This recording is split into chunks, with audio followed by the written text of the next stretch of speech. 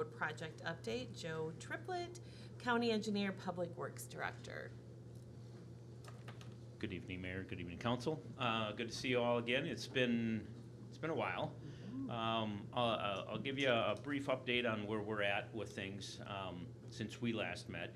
MnDOT we actually got them to approve the layout, and now I'm working with the City of Wyoming and City of Chisago City on the local system as well, and I believe that's on for tonight's agenda. On the fundraising front, since we met, we were able to secure another $3 million in the form of congressionally directed spending from Congressman Stauber. Today I also did apply for another $5 million out of the good congressman. We are almost ready to submit our RAISE grant, a federal RAISE grant application. We'll be doing that at the end of the month, just working through some final touch-up details. We weren't successful last time, but in our little exit interview, we found out some really good information. We found out we made it to highly recommended, which means it actually made it to Secretary Buttigieg's desk. It just didn't make it off with any money. So they funded about 100 out of the 900 and some applications they got, and I think just a little over 200 made it to his desk. So it was good at exit. We'll come back a little stronger. On the state funding front, we have introduced bills already at the legislature. There is talk that they might pick up from where they left off with at least some of the bonding bills. We did have some requests in there, so we'll see how that goes. Things are moving pretty fast this session.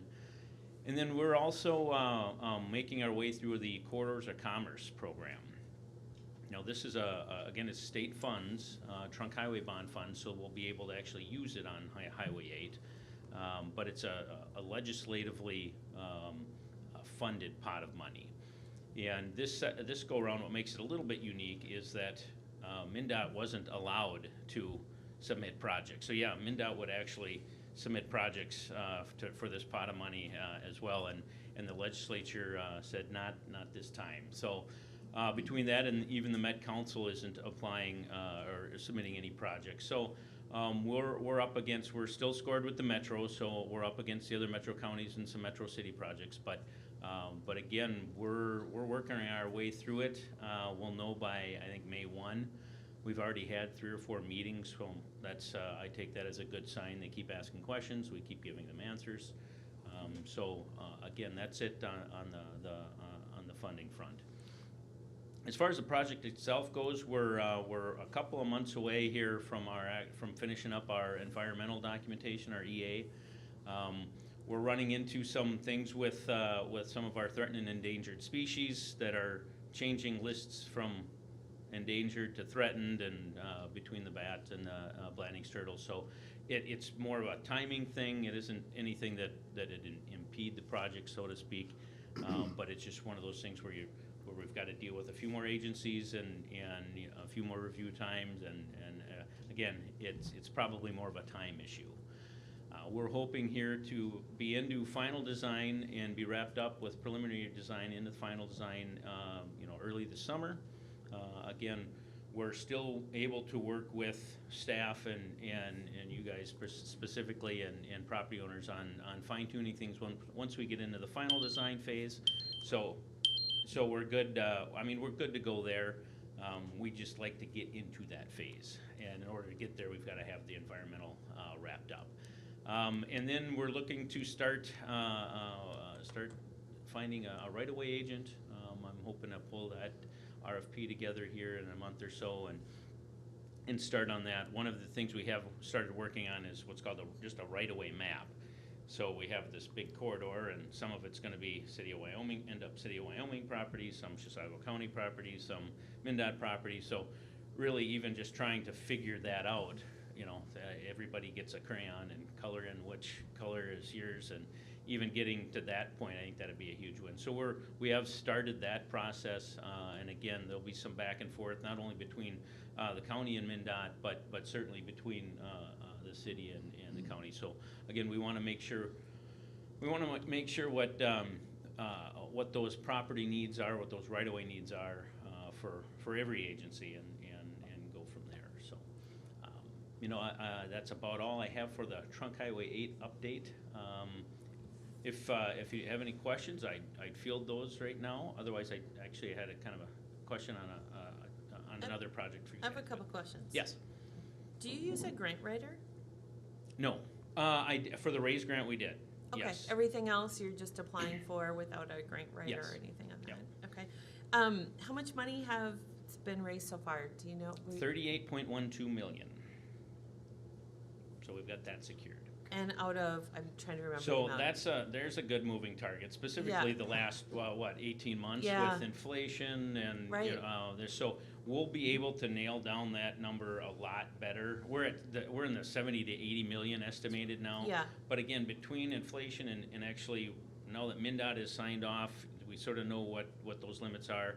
We get both the cities to figure out where those frontage roads will be. I mean, we'll be able to really refine that, and again, hopefully this, by this summer, we'll have a good idea of what that estimated cost is. Also, how much money, on the funding front, whether that's the corridors of commerce is in May and early May.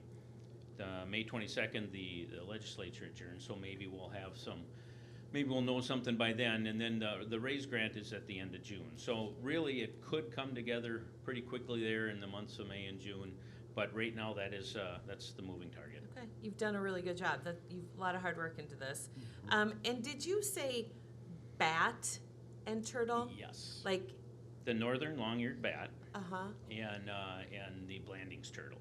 okay. So the northern long-eared bat is endangered, and it's probably going to move to threatened by the end of March, and so they were supposed to figure that out here in January. They put it off a little bit. I think they're still looking at it. However, again, with us getting ready to turn in our final environmental doc, that could change things. Yeah. And so we're sort of in limbo here a little bit, but so with the northern long-eared bat, it's typically they want you to finish cutting trees down by the end of March. So there's some mitigating factors there, but it could be that we have to have an assessment done, a consultation done. They actually look at the trees to see if there's any habitat there. We do have a habitat down in Franconia Township, so they are around. It's just when you get a corridor like this, and it's not like we're clearing 100 acres Yeah. of trees or anything, but they're typically don't like these kind of corridors. Yeah, So. interesting, okay. And then the Blandings turtle is turtle. Yeah. So we've got definitely mitigating factors we can do with that, whether it's little fences or we upsize culverts, stuff like that. But again, it's understanding what those regulations are and getting with the DNR and the U.S. Fish and Wildlife to see what are they going to require.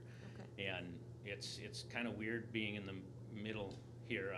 Sure, whatever you need, and MnDOT's sort of like, well, wait a minute here. We don't need all of this, or we don't need all of that. Yeah. So there'll be a little back and forth between MnDOT and the regulatory agencies, and I get to Okay. be smack dab in the middle. I'm not a bat fan, so when you said that, I had to, Not too I had many to listen to people are. that, Yep. so, okay, all right. Any other questions? No. No, all right, so you wanted to talk us, So just wanted to briefly ask about maybe the development on the other side. So we're trying to wrap up our, Oh, we did a little corridor study over there, and we're trying Yep. to wrap things up on the county end, and then maybe what we need for some interchange modifications if we're going there. So I guess maybe I should have just asked Mark, but yeah, if there's been any movement on that front, I haven't focused any attention on it, so it just sort of tripped in my mind as I was Yeah. here. we're Again, still working through it. Okay, so I have a little bit of time. You do. Good. Would you not agree with that, Mr. Linwood? That's appropriate. No real movement and development since last fall, so we had some contact with the developer, but limited at this time, so So we're if hoping I- we hear from them soon. So if I set something up for maybe end of February or March, just a check back in, we'd be good? I think that'd be appropriate, yeah. Perfect. That's all I had. Thank you. Thank you for the Appreciate time. it. Thank you. Appreciate it. Thank you. Have a good night. And Commissioner Matska is here today or tonight. He'd like to speak to us real quickly? Sure, just let you know that the county board is just interested in knowing if you have any concerns about things. It's good to hear about the interchange and what the plans are on that. Is there any other issue that we should be addressing or be aware of? We certainly want to know. No. I don't think so. Nothing? Okay, well, the years is going really well. We have a really well-working board. It's just nice to see everyone's respectful of each other and what each one brings to the table, so that's good. And we're going to be looking at just, we're settling or finishing up some union contracts. Hopefully, we may not be successful. We'll have to see how everything goes, but one way or the other, we're going to work through that. We've got some of them resolved. At least one is pending. And I don't think there's any news on one of them, is there? Okay. Which is good, but that's just something we deal with every, couple, 2 to 4 years. Other than that, we're gonna work hard again to keep the levy down to a low increase. This past year, we did a 2.84% increase. We could have probably done a 2%, but there was some feelings that we wanted to have that little extra money for a need that was addressed by some of the commissioners. But still, that was a historically conservative and frugal increase. And we felt particularly, and I know the city works hard to do the same. Thankfully, Wyoming City is within the county of Chisago because you have just an immense amount of wonderful commercial tax base. And so overall, however, in the county, we are suffering from not as many businesses as we would like, and a lot of homes. And the homes, and then the farms. The farm value of that didn't increase, basically because of state rules. The residence value went up like 26% on average over last year, and commercial went up about 8% on average. So what happened is a portion of the burden for local services is more significantly on homeowners than it was. So even if everyone charged, all the local units of government charged not a penny more total spending, homeowners' taxes would have gone up maybe approximately 9%. And also because of the huge increase in their values, many of the people are losing the write-off of a homestead. So as the value goes up, they pay a higher rate of taxes. So it's really a double whammy. So we're working everything we can to try to address that with the state. I think that's primarily an issue that the state needs to address. But it is, however, something that we need to address as we look at providing world-class services for maybe very similar expense year by year. Anyway, so that's all. And let me know if you need anything, or if you want to have me come to a meeting to listen to something. I'm always happy to come and I'll try All to right. come once in a while. All right, great. Thank you, Thank you. Commissioner Manso. Appreciate it. Thanks for doing a great job for the city, by the way. All right, thank you. All right, we'll move on to number 2, approval of minutes. Number 2 is consider approving the minutes of the regular meeting of the Wyoming, Minnesota City Council for January 17, 2023. There are no comments or questions. Do we have a motion to approve? So moved. Motion to approve by Member Onstad. Do we have a second? Second. Second by Member Schilling. All in favor? Aye. Opposed? So approved. Consent agenda number 3, 4, 5, 6, 7, and 8. Is there anybody who wishes to pull anything from the consent agenda? I'm going to pull 6 actually, really quick. Anybody else? No? Okay. We need a motion to approve 3, 4, 5, 7, and 8. Do we have a motion to approve? So moved. We have a motion to approve by Member Luger. Do we have a second? Second. Second by Member Schilling. All in favor? Aye. Opposed? All right.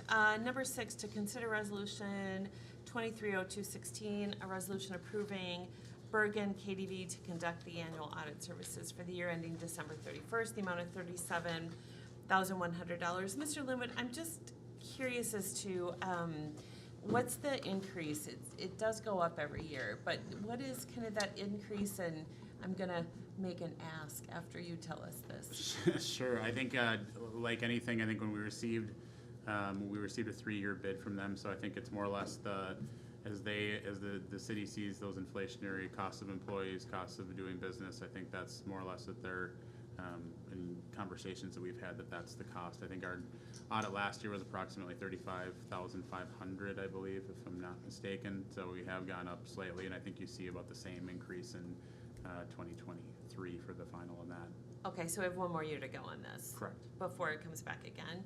Okay, and when they give us that increase, are they saying it's because of wages? Are they, I would like to see some of our vendors, because we're all in such a tight spot, to kind of give a little bit. Sure. So- Yeah, and I think this one we, the council, we approved for 21, 22, Yeah. 23.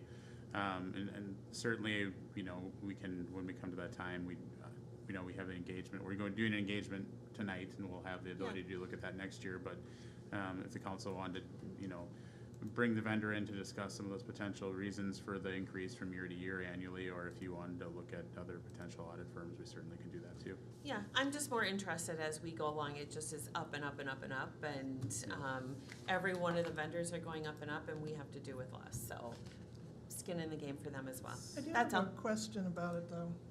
Sure.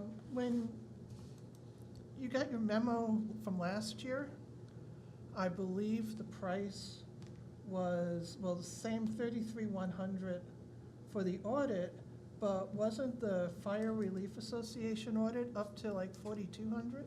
It's 4,000, I believe, last year as well. I can confirm that, but I believe it was the 4,000 for the fire relief last year. So last year it was 3,500, 31,500 for the audit, and then 4,000 for the fire relief. What I was talking about was the engagement, where it gave an estimate of 4,200 for the fire audit. I don't have that, I mean, that's sitting at home. In last year's? I think it was either last year's or the initial, the 3-year engagement letter. But, because I was going to send you an email until I looked at the fine print here. Yeah, I can, last year for 2022, it was 4,000. But there was something where it had it laid out for the 3 years. It might have been the initial engagement. It could have been that initial engagement. I'd have to go back and Yeah. and dig that out, but I think the 4,000 is better than 4,200. Well, but it- definitely, that's why I but didn't it send could you have an been email. at right, it could have been, you very well could be correct. I just have to go back and look. Yeah, All right. Any other questions why we brought this up? So we'll look at it again in 2023. Then is when we'll be engaging We another have- contract, we or have, be. we have one more year left. One with more year. Okay. Bergen. Yep. Okay, So- fabulous, thank you. Yep. I'll make a motion to approve resolution 230216, a resolution approving the Bergen KDV audit services for year-end December 31st, 2022. Is there a second? I'll second. Second by member Schilling. All in favor? Aye. Opposed, so approved. Knowledge receipts of reports or of officers, boards, commissions, and department heads. Number 9, 10, 11, 12, and 13 on the agenda. Does anybody wish to pull a report? Seeing none, we'll move on to communications. Number 14 on the agenda, 2023 Spring Medallion Hunt. Mr. Sachs, that'll be you tonight? Yes, thank you, Madam Mayor, council members. So the last few years, we've done a spring medallion hunt. Last year, this was my first kind of event I organized as part of the city, and I really enjoyed it. So we'll be doing it pretty similar again this year. It'll run March 6th through the 10th, which is the spring break for Forest Lake School District, and that way kids can be actively participating. I know if they're in school, they can't be participating, so it's just good to do it over their spring break. And then last year we hit a little train. It will not be a train this year. It'll be something a little bit different. And then we're working with some local businesses in town to donate some prizes. So pretty similar to last year, and I'm excited to host this event again. So with that, I'll take any questions. Mr. Sachs, can it just be an actual medallion instead of? That's what we're looking at, yeah. It's just an actual medallion. Especially after what happened with the Stagecoach Day. We never had Stagecoach- it back, correct? No, there was 2. Okay. I don't know where the other one is. I know we had 2, but a medallion would be great. Yes. And maybe a local business could be able to do a medallion for us? Yes. Or Pine County Technical College, they have welders. That'd be good. Yeah. So, All right, any questions regarding that? Pretty excited for it. Number 15, I'm assuming this is you as well, Mr. Sachs, Age-Friendly Minnesota Community Grant Application. Yep, thank you. So city staff just wanted to make council aware that in the last couple of weeks, we've been working with Chisago Agewell Coalition and the Central Minnesota Council on Aging to apply for a Minnesota Age-Friendly Community Grant. So in 2020, I believe the city became a age-friendly community. So we're trying to create creative programs, activities for people of all ages and looking at our senior population. And so this grant, we actually submitted the application on Monday. And essentially what we're trying to do is create a new community garden. And we're currently working with Meadows on Fairview for a potential location on their property. We will be notified in late April if we're awarded this grant. But apart from that, we don't know a lot more. This was just a great opportunity to advance some of our age-friendly work that we haven't really done a lot of recently. So I think it's just a great opportunity for the city. So I'll take any questions. What's a perfect spot is Meadows, so that's pretty exciting. I have a question. What kind of community garden are you putting in? Flowers, vegetables? Yep, so we're thinking a mixture, so it'd probably be a vegetable garden with some accessibility standards for ADA compliance and some people, so raised beds, maybe on the ground, and then we talked about potentially adding in a floral component as well, and maybe designed almost like a labyrinth. We were told by a member of the Chisago Agewell Coalition that sometimes interesting designs in floral gardens, it just keeps the mind thinking and engaged. So it may be a combination of both. Okay, and how does this affect the existing community garden? Yep, so we actually did talk to Fairview first about potentially expanding their current community garden, but they thought it would be more beneficial to explore a brand new one that could have this mixed component of floral and garden at Meadows, so they actually suggested it. But they are also, they may expand their current garden in the future, but they just thought for the community, this would be a nice idea for a new one. Okay, I would be curious if they wanted to discontinue the current one. I can't speak to that. They were the ones who suggested Meadows. It sounds like they get a lot of use from their employees. I mean, the community, they do get a lot of community engagement as well at their garden, but a lot of it is employees, so I think they're thinking a new garden that wouldn't be Meadows employees would just engage the residents of the community a little bit more. Okay, is there a way to get more community into that Fairview Community Garden? Because first, it's not all Fairview employees. I got my garlic growing there now. And second, last year, only 10 of the 14 plots were occupied. So is there a way to alert the public that they could go and, those 4 plots, they can, if they want to grow some veggies on their own? Yeah, we can definitely try to be more actively engaged with Fairview. I guess they kind of run that garden at the moment. Yeah, they do. Yeah, so I think, the intent would be, so with this grant money, we would essentially be looking at a project coordinator to help get this garden created, and then just try to figure out how to maintain it going forward. But that would be the hope, would be kind of to get it off the ground and going, and then work with Meadows and some sort of partnership to keep it going. Okay, because you said about somebody to get the garden going. Mm-hmm. When Fairview put in that first community garden, there was that state health improvement program girl that was here. Sure. The young lady who was representing SHIP, she was the one that was, I think, got the money to put that in, so however they did it back then. Yeah, so I know they actually had some turnover in the SHIP program, and we actually met with some new staff members that they had a few months ago. But essentially, this would be more of a partnership with Chisago Agewell. Okay. And we're just more the fiscal host, but they would be helping a lot with this as well. Okay. Thank you. Yeah, thank you. All right, now on to new business, number 16. To consider resolution 23-02-19, a resolution approving the preliminary layout for the local road system improvements for the US Highway 8 reconstruction project. I'm not sure who's taking this. I will start that. You're Mayor. gonna start it? Okay. Thank you.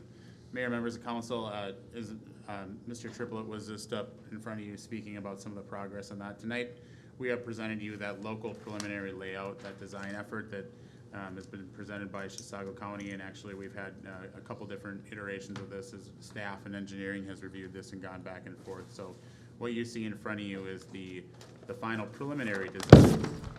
The county is also recommending that local street preliminary project layout, which is in front of you tonight. That's really showing the different roadways and how that'll interact with the improved road on Highway 8. At this time, this is just the preliminary layout. This is being recommended by our city staff and our engineer, and that we're also in agreement with the county that we would support the county's continuing development of final plans and right-of-way acquisition necessary for the construction of the project. So with that, there is a resolution stating as much, and then also we have that plan in front of you, and with that, we can certainly answer any questions. Mr. Triplett has been so kind to stick around for any other pieces on discussion, and myself, City Engineer Erickson and Mr. Sachs are happy to engage in any questions council has as well. Okay. Questions from council? We'll start with Member Luker. I don't have any questions currently. Okay. Member Onstad. I have no questions. Member Schilling. I have no questions. I like the new layout proposed. Member Yeager. I'd like to know, how much right-of-way has to be acquired for this project? So we'll have to figure that out. So in baby step-like fashion, we're on, we need to figure out what we need to design, and that's where the preliminary layout comes in. So I don't wanna keep paying my consultant back and forth for this, that, or the other, so I'd like to give them good direction. Same thing with MnDOT. So we've worked a little bit behind the scenes here after our public engagement to try and tweak some things. Again, just preliminary. We could get into final design and maybe there's, you know, for whatever reason, let's change this, or we got a new business in there, and we'll work through and continue to work and refine as we get into final design. So it's just sort of a roadmap, no pun intended, as to where to start. No, I was asking because I see the new layout of Heath Avenue, and it's looking like it's going through somebody's property. Oh yeah, there's going to be a lot of right-of-way acquisition, whether it's we'll have a couple of total takes for something like Heath, taking that skew and 90ing it up.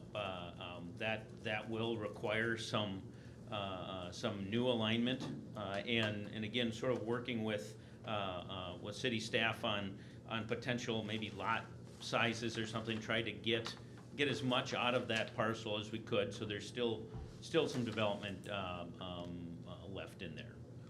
Okay, do you anticipate, or has it been your experience, I should ask, that there's much resistance to the right-of-way acquisitions? So I can tell you, I've spoken to an awful lot of people on the corridor, and depending on how much and where, it has gone from everything where we've had, if you look at across from, I forget her name, it was Bob's old place, but they're like, here, you can have this, we're tired of living here, if you want to put your intersection here, my God. We're down closer to Big Comfort. There's a house there that we're really close on, and maybe we can get a driveway in and around. So there, it varies wildly. I can say just from my experience on the county end, Member Yeager, we managed to we had 2 reconstructs this year, and we didn't, we were able to settle all of them without going to eminent domain. Okay. Do I anticipate an 8-mile project with all of these new alignments to go as smoothly? Well, I'm sort of a glass half full kind of guy sometimes, but I'm also pretty realistic. There'll be some challenges, but again, back to the right-of-way agent, we'd like to get them on board early and be working with those property owners along as we do final design, because if there's one thing I've found out over the years, if you've got some new alignment or even some existing alignment, there's usually 1 or 2 ways or a million ways to skin that cat. So if we can somehow accommodate what a property owner would like to see, with what maybe MnDOT would like to see and what the city would like to see, well, why not do that? But we don't know what we don't know, so we need to start that engagement as soon as possible on some of these more affected properties, she'll call it. So once we're done, I'm meeting with Chisago City here end of the month. We'll take what we have and we'll have some sort of update or you know, whether it's getting those layouts out or some more public engagement. Just to, here's what the final preliminary layouts are, just to get that information out there. And so right now, I can tell you, we're rating that $10 to $12 million worth of city infrastructure is what we're looking at. And again, we're trying to do this without any local, county included, costs, whether that's realistic or not, we don't know yet. But again, we're looking to pump an awful lot of money and investment into our area, into this project, and certainly this corridor. And we'll know more, again, once we get into the final design, what that's gonna look like. Okay. I know that Wyoming, Chisago City, Lindstrom, the Highway 8 corridor, we were doing a study. Has that been finished yet? The economic, Yeah. it is complete. We had the open house. And has that factored into this at all? I think, I'll let Mr. Triplett, I So, think he has. so we've been able to utilize that, yes. Okay, good. Yep, and again, so taking what they found and what they'd like to see, and sometimes it's at odds with even maybe what the city or the property owner wants to see. Again, trying to get everybody, herd the cats and everybody to the best outcome is, it takes some time and Yeah. that's what we're doing. Okay. Mr. Erickson, your opinion, you've looked at all of this, you know our city the best, you've been dealing with our streets for a long time. Is there any concern that you see on this, that you've addressed, or see a concern that needs to be addressed? No, staff has worked pretty closely with Chisago County. They've been very open to our feedback. We've worked as a staff together to look at it both from the planning and zoning side of things, administration and engineering, and so we are comfortable. There's certainly challenges. I mean, this is not an easy project, and the county has really stepped up and worked very hard and diligently, and we are pleased with what they have. Are there things that might change slightly? Of course, there may be, right? So there's still a little ways to go through the final design process, but yeah, we are pleased and satisfied with what we've seen thus far. Okay, and will planning commission have to deal with any different ordinances and that kind of thing once we, you know, get with this and kind of finalize it and stuff? Is that something planning commission is gonna have to look at as well? You don't have to answer that now, I'm just putting that thought out there. So, you know, will there be some things in there that we need to change ordinance-wise? You don't have to answer that now. So- It's really, it's a broad question, and so I. It is a very broad We question, could go a lot of but different I directions with just, it, but we'll yeah, probably I, discuss that more. yeah, I think I just wanna make sure that, because there will be more businesses and stuff, and these are a lot of changes, it takes us a long time to really change things ordinance-wise, so, to be able to take a look at that, so, just planning ahead. Yep, and it's important to keep the proverbial lines of communication open. Again, I think the major positive for us leading this project is, I like to think I'm a little more approachable than MnDOT. And as such, like I said, I've met a ton of people along the corridor, and that's great. I'm not sure MnDOT would be able to deliver that sort of customer service angle. So, you know, I don't know what I don't know. If you guys are hearing something or you're approached by a constituent or a property owner, either just direct them right to me or give me a call, and we always follow up. But again, this is the only positive for me. Otherwise, it's a big project and certainly a huge undertaking. But again, this affects us. This is a lot of work in our it, county. Like to see it done right. Yep. Yeah, I have perfect. another question. On the south side of Highway 8, there are gaps between the improvements and the road layout? Do you anticipate gap? Yes, so, yep, so those are, we're serving those properties, these are all wet. So Okay. we don't need, there's nothing there to serve, so we get down there. Here we leave it, this Toltzman's there, so Okay. We're just getting, he doesn't have any plans for it right now, but in the future, we'll have access there, city access, Okay, but you can connect the dots. Well, I Yep. mean, you can't connect them in the wet. Nope. But you can connect them in the dry. But without knowing what maybe the city wants to do or the property owner in there, we'll just get it from A to B and you guys can massage it however you like. Okay, thank you. All right, if there are no further questions, we need a motion to approve Resolution 230219, a resolution approving the preliminary layout for the local road system improvement for the US Highway 8 reconstruction project. Do we have a motion to approve? So moved. Motion to approve by Member Luker. Do we have a second? Second. Second by Member Schilling. All in favor? Aye. Opposed? It passes. Thank you again for all your hard work on this and the Thank updates. You will. Appreciate it. All right, number 17 on our agenda, to consider Resolution 220220, a resolution authorizing the purchase of a 2022 Dodge Durango from Guardian Fleet Safety in the amount of $50,180.14. Chief Bauer. Yes, Madam Mayor and members of council, you may remember from our budget process that we had allocated funds in 2023 to replace one squad. That squad being Squad 203, it is a 2019 F-150 that primarily has been used by the patrol sergeants since it's been in service. As of right now, it has about 87,000 miles on it. We usually try and rotate vehicles out prior to that 100,000 mark when the extended warranty has expired. The idea being that we would transition this vehicle to the fire department as a chief vehicle for the remainder of its usable life. Generally speaking, they don't put nearly as many miles as we do. So putting it in the fire department versus the police department, we can continue to use that vehicle for a good period of time. In general, the F-150 hasn't been a great vehicle for patrol use. Really poor turning radius. It's a little bit of the Austin Powers when you try and turn in a road. And the rear bed doesn't allow for climate controlled storage. So they end up putting EMS equipment and other things in the back seat in the squad, which isn't ideal. So they have to move that, stuff it somewhere if they do need to take someone to jail. Just not an ideal vehicle. We understand why it was purchased at the time, but just isn't ongoing use. We wouldn't look to replace it with another. The CIP budget for 2023 allocated $62,000 for the replacement of this vehicle. As you may remember, we were unable to order a Ford Interceptor back in September just because of that process.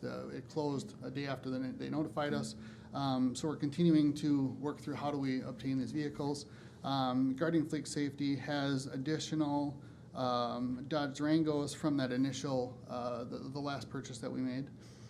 And the cost of those vehicles at this point is $43,800. It's a small cost savings from ordering a 2023, and we really don't know when that would show up, but likely in fall unless they would potentially cancel orders. We just don't know. This is a sure thing versus a possibility. The cost to order a new 2023 is about $600 more. $44,311 is what they had quoted me. In this process, to offset some of the cost, we would be looking at trading in to Guardian Fleet Safety the current fire chief vehicle. It is a Ford Explorer, a 2014 Ford Explorer. It does have low miles, but the body is starting to show signs of wear, starting to rust, and just is looking tired. And they've offered us just over $10,000, $10,500 in trade-in towards the Durango. We prefer this because it's a known quantity. We don't have to put it up for auction. We don't know what we're going to get for auction, and we don't have to pay the fees that are associated with disassembling the vehicle, which could be several $1,000s as well.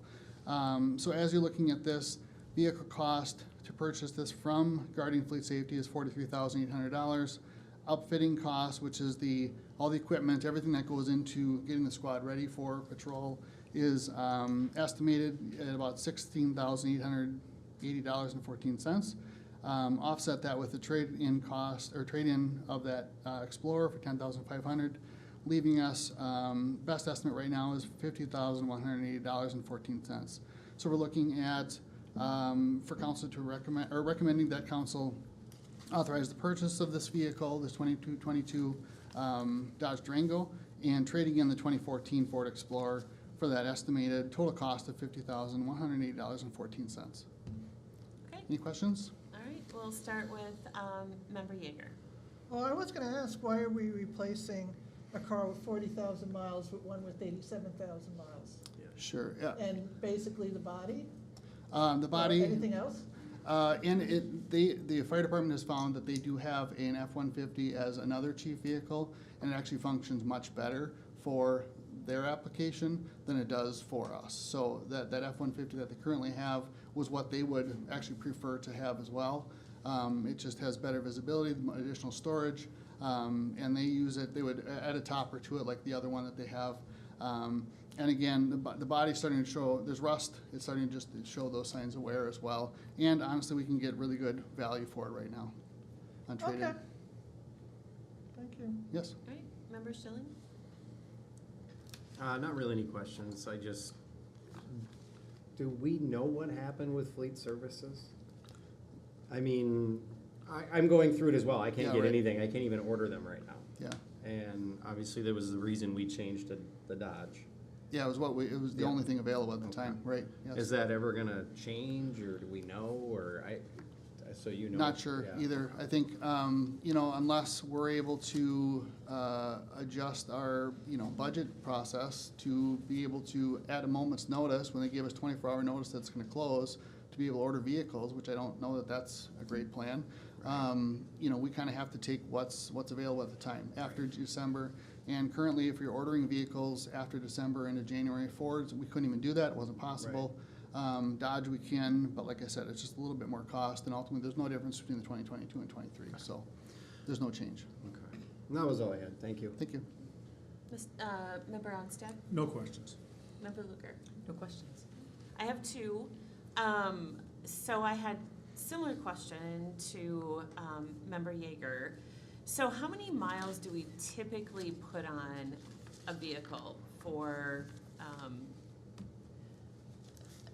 the staff? What is that total, what do we kind of usually? It's really variable, you know, off the top of my head, and I can't access it right now.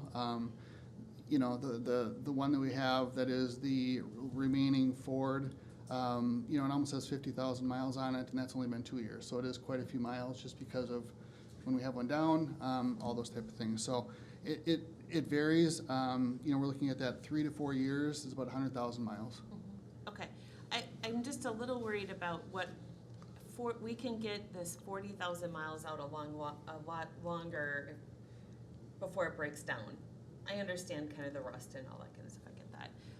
But I do get a little concerned with trading in something that's 40,000 miles just because of rust versus the 87,000, but that's just my economics on that.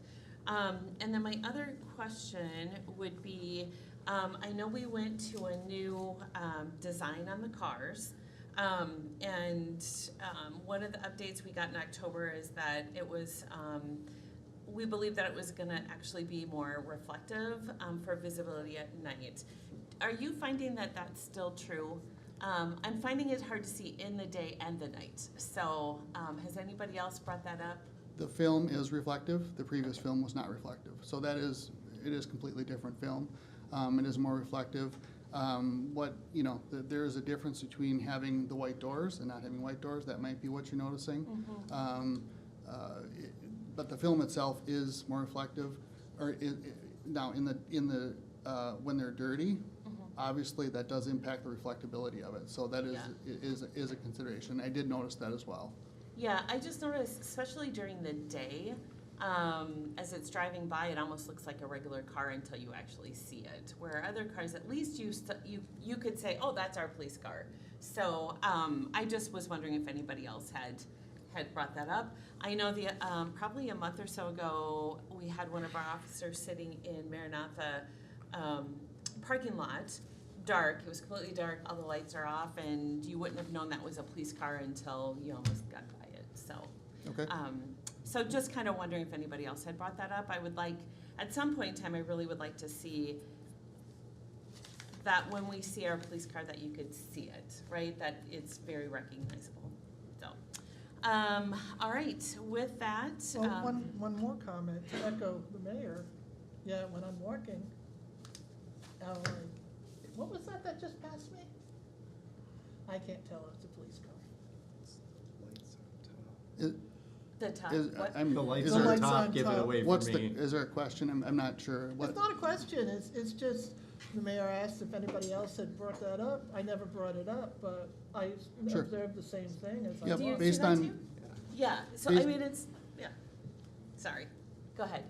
Based on feedback that council has provided, we are adjusting the graphics, yes. Okay, all right, thank you.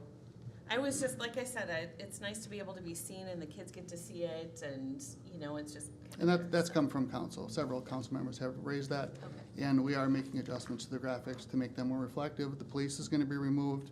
It will be filled in with silver to be more reflective. The logo is gonna be removed on the back because the city logo just doesn't, you can't recognize it. And it will be replaced with the patch. Okay, great, thank you. Awesome. Go ahead, somebody else say something? Oh, no, I was just gonna say that's great. It's the most Yeah. economic, Yeah. adaptation that I think is reasonable that we can make without investing thousands and thousands of dollars. Makes sense. It's just so be nice when you see it that it looks like a police car. It is a different vehicle and it's Yeah. different squad and the lighting is, you know, half the size on top. It's just that all those things impact it as well. And it's not black and white. Yeah. We transitioned down in West St. Paul as well to all the Durangos, and people say they're harder to see. Yeah, They're a little more compact, I guess is the best way, Sure. versus the Explorer. yeah, So those are like bubbly, so. okay, all right.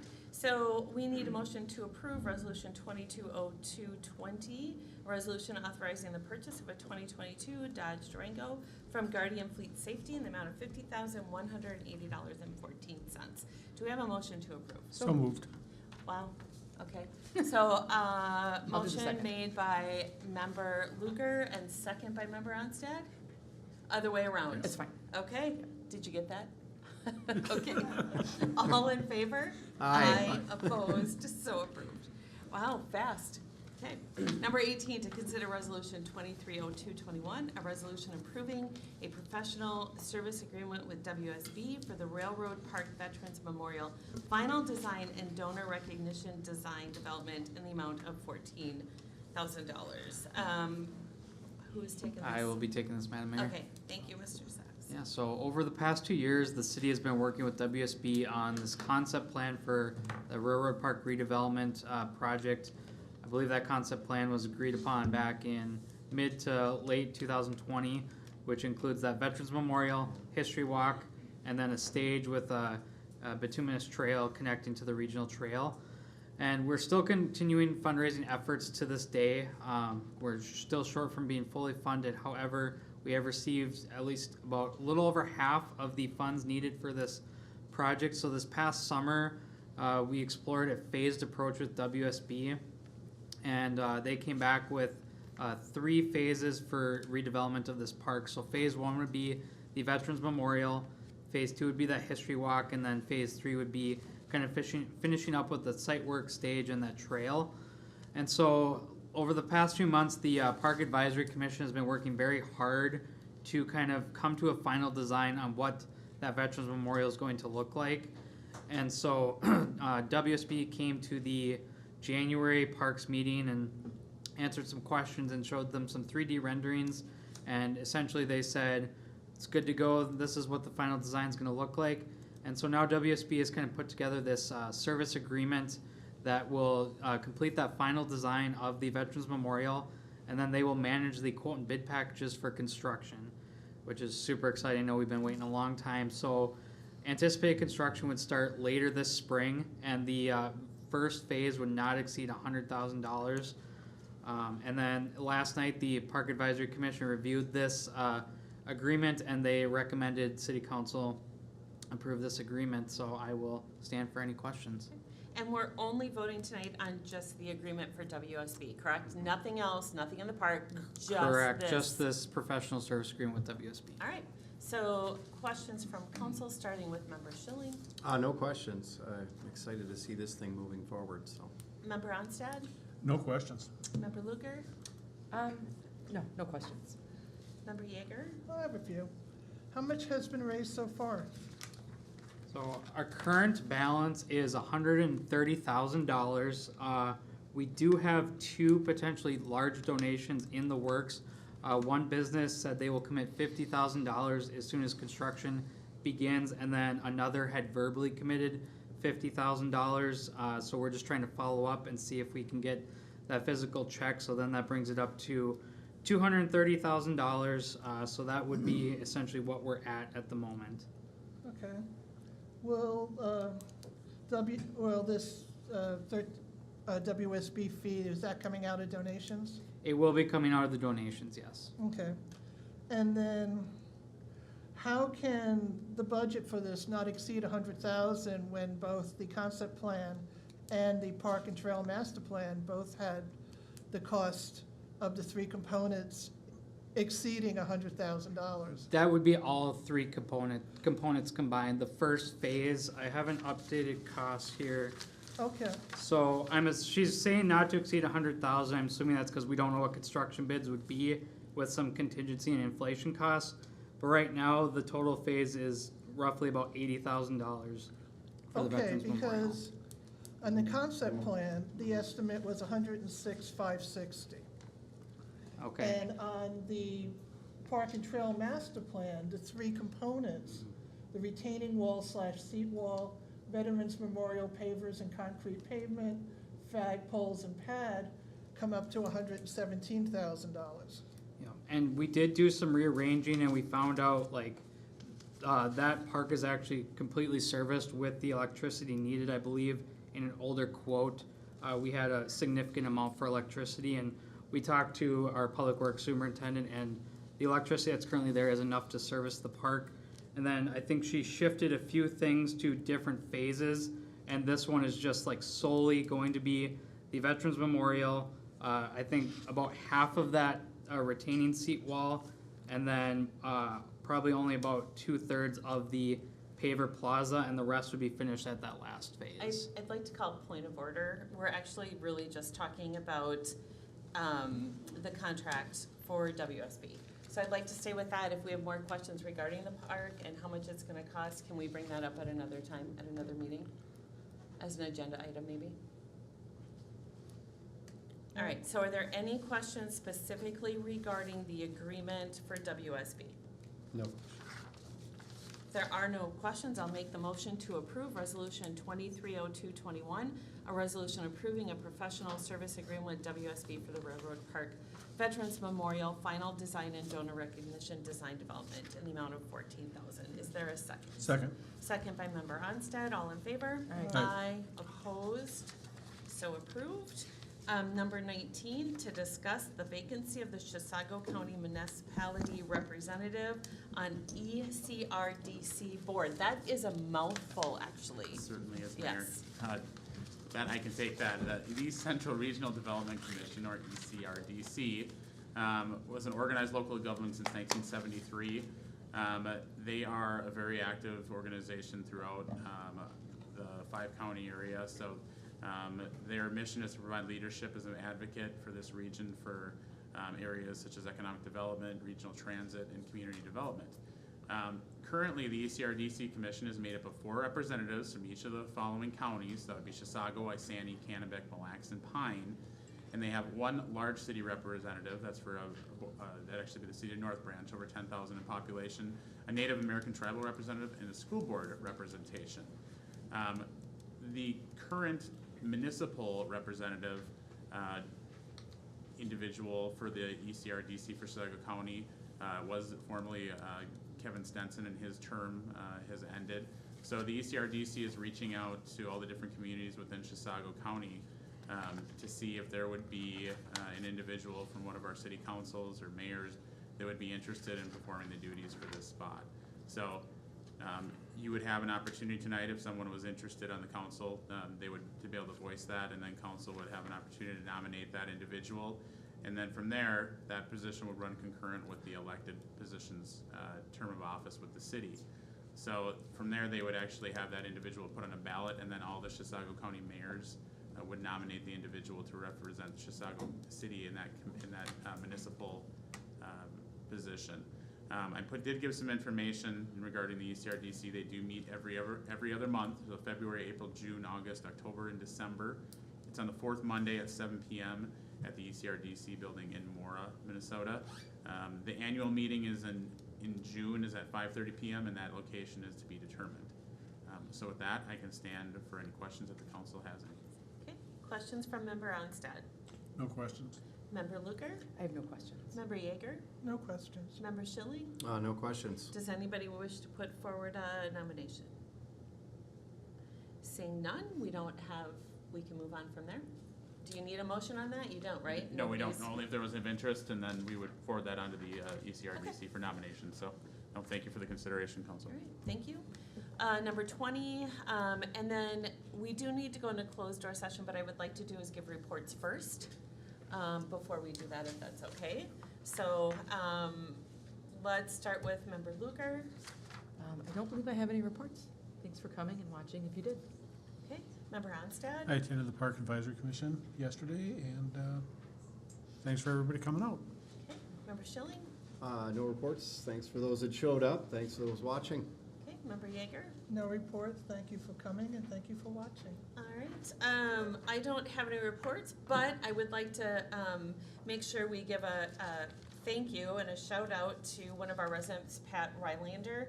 When you go by the drugstore, you're able to see the new barn quilt out there, and it is absolutely beautiful. So we'd like to thank her for that, and for actually the drugstore for having it put on their building. And then the other thing is I want to shout out Chief Bauer and team for the Special Olympics. How much money did you raise, and was it cold? It was very cold, and I've done it in Carver Lake several times, which it gets much deeper quicker, so you don't have as long of a walk from the water to back to the warm tent.